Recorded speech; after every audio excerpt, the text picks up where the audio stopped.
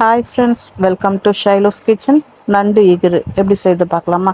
அதாவது நீங்கள் நண்டு குருமா பண்ணுற மாதிரி நம்ம ஆந்திரா ஸ்டைலில் நண்டு இகுருன்னு சொல்லுவாங்க.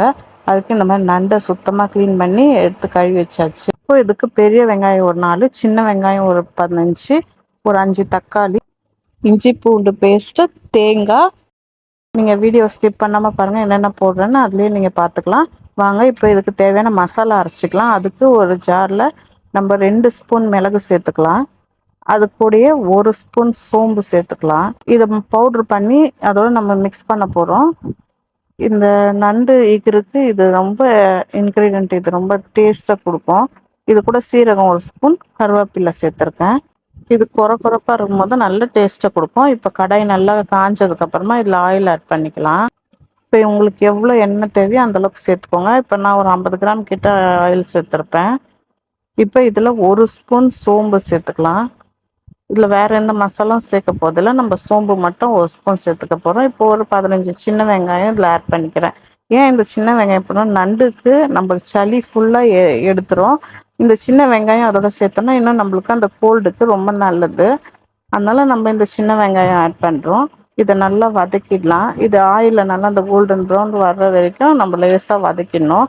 இப்போ நம்ம கட் பண்ணி வச்சுருந்தா ஒரு 4 பெரிய வெங்காயத்தை இதோட ஆட் பண்ணிக்கிறேன். உங்களுக்கு சின்ன வெங்காயமே ஃபுல்லாக போடுறதா இருந்தாலும் போட்டுக்கோங்க. ரொம்ப சின்ன வெங்காயம் அதிகமாக போட்டோம்னா கொஞ்சம் இனிப்பு டேஸ்ட் வரும். அதை நம்ம கம்மி பண்ண தான் இந்த பெரிய வெங்காயத்தை கூட ஆட் பண்ணிக்கிறோம். இதை நல்லா கோல்டன் ப்ரௌனாக வதக்கிடுங்க.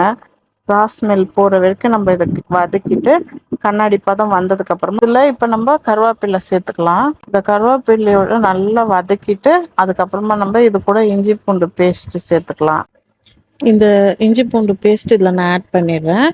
இதில் என்ன சத்து இருக்குன்னா, இந்த நண்டில் செலினியம்னு சொல்லிட்டு ஒரு சத்து இருக்குங்க.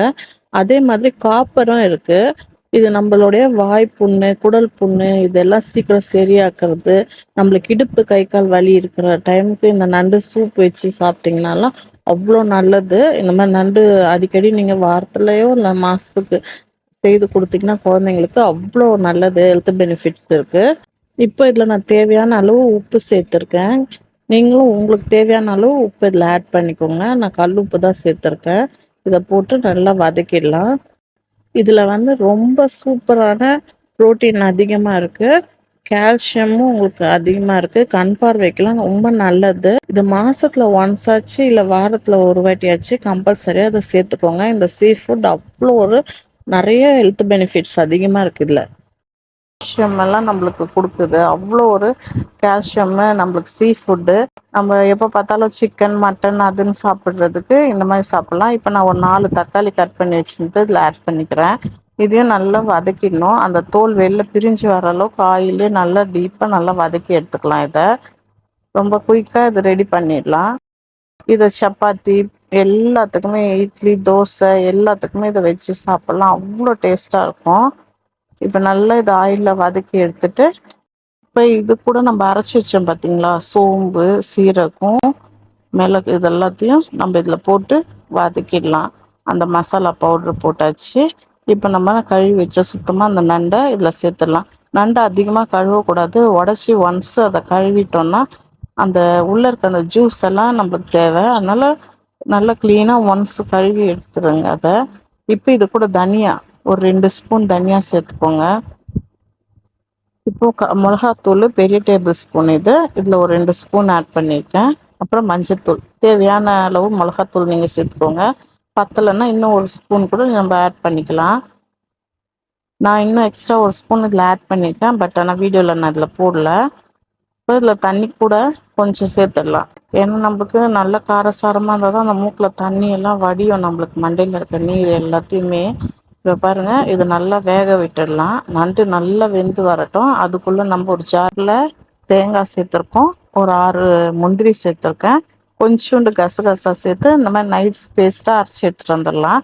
அது ஓரளவு குறன்னு இருக்க டைமில் சோம்பு கொஞ்சமும் சீரகம் கொஞ்சமும் இதில் ஆட் பண்ணி அதுக்கப்புறம் அரைச்சிங்கன்னா அவ்வளோ ஒரு டேஸ்ட்டு எக்ஸ்ட்ரா ஒரு ஸ்மெல் கொடுக்கும்.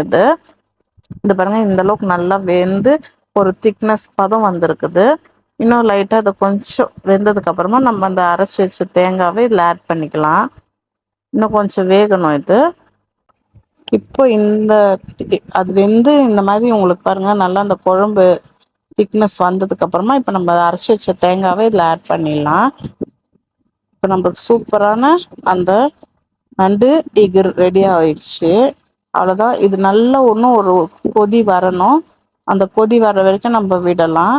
நல்லா நண்டு வெந்து சூப்பராக தேங்காய் அதில் ஊற்றி செம்ம டேஸ்ட்டாக இருக்குங்க. இது ஆப்பத்துக்கு, இடியாப்பத்துக்கு எல்லாத்துக்குமே செம்ம டேஸ்ட்டாக இருக்கும். இதை மறக்காமல் ட்ரை பண்ணி பாருங்கள்.